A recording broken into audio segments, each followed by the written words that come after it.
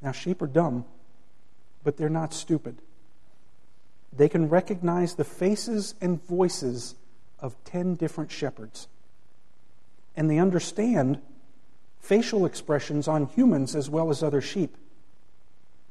So we're able to recognize him and his voice when he comes to us. And then he leads us back to the fold and life goes on. Not. Jesus scoops up his lost sheep and carries it back on his shoulders, rejoicing. And he doesn't put us back in the fold with the other sheep. No, he carries us around to all of his friends and neighbors to show off the sheep that he had found that was lost. He carries us around heaven and shows the angels and the seraphim and the cherubim, I found my sheep.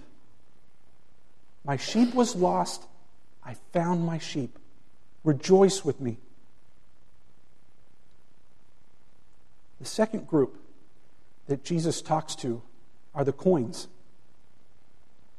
Now, these people are mostly slaves and foreigners. They never knew what it's like to grow up reading the Torah, learning about the one true God, the law of Moses. But they are no less precious. They've never known what it's like to follow God's commandments or to know the forgiveness of sins on the Day of Atonement. But they're just as lost. God created these people just the same as he created everyone else. Just as he knows how many hairs are on the top of our heads, he knows how many coins are in his coin purse. Now, why would Jesus use coins as an illustration? Coins have no concept of ownership or value. It could be in a coin purse or hidden under a rug. It's still a coin. And the people Jesus was addressing had no concept of their ownership and value either. But they were still people walking the earth, doing what they were told. But Jesus wanted this group of people to know that they were precious and that they were wanted. He wanted them to know that no matter where they were, he would seek them out and find them. Now look what Jesus says here. The woman lights a lamp and sweeps out the house. Oil was a necessary expense back in those days. It was used for cooking, for lighting. It was used for medicinal purposes, internal and external. But it was one of the more expensive necessities of the household. Housework was normally performed during sunlight so that you wouldn't have to burn oil just to clean your house. When the sun went down, most activity stopped because it was expensive to burn a lamp. And it was unheard of to burn a lamp at night just to clean your house. You should have done that during the daytime. But Jesus told them that's exactly what the woman did.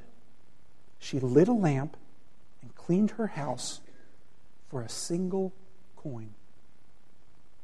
And as he looked around in their eyes, they knew that Jesus was telling them God was doing the very same thing for them. The lost coins. And we are the brooms that God uses to find the lost coins. Everyone who calls on the name of the Lord will be saved. How then will they call on him in whom they have not believed? And how are they to believe in him of whom they have never heard? Those lost coins are precious to God. If he's using us to sweep the house, how can we not see them as precious? And now Jesus speaks to the third group, the lost children. Those that purposefully turned their backs on God. They were done with being the good kid and wanted to take a walk on the wild side. They said, "So long and thanks for all the fish," and they walked away from him. They partied, they caroused, they wreaked havoc on the temple of God, their bodies.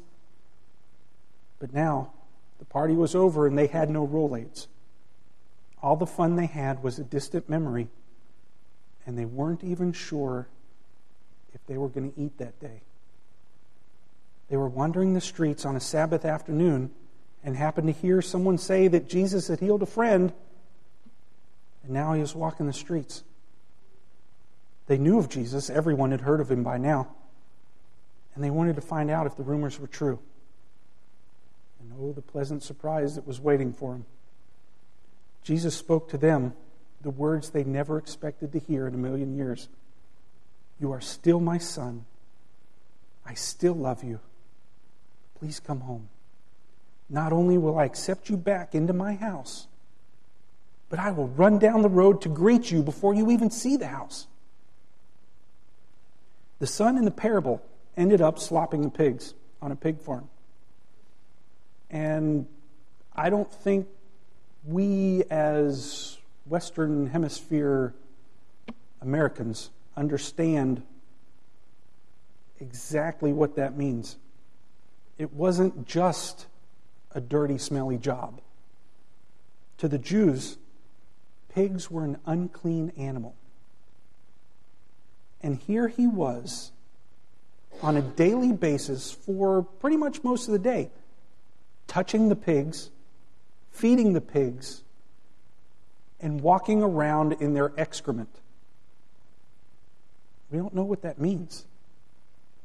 About the closest thing I could think of is to be the lowliest of janitors at a combination brewery and brothel and having to clean up all of the messes. I don't know what it would be like for them to work in a pigsty. But Jesus is telling us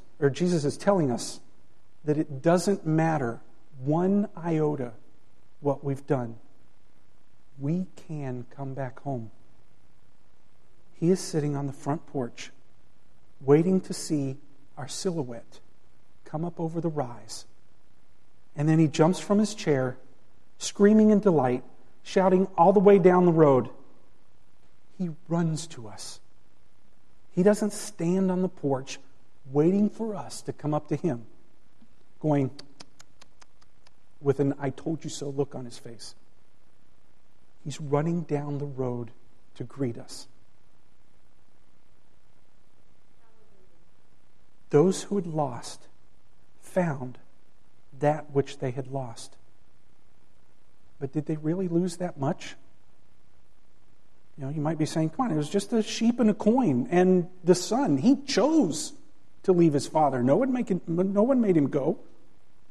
And at face value, reading a translation, your interpretation is, pretty much correct.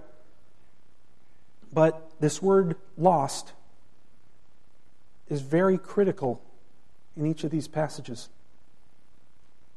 And the listeners of Jesus' words knew and understood the use of this word, apolesis.